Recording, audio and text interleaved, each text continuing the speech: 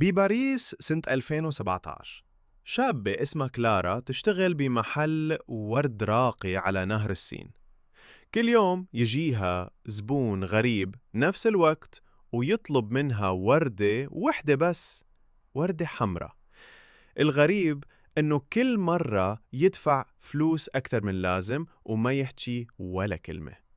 بعد أشهر من الزيارة اليومية اختفى.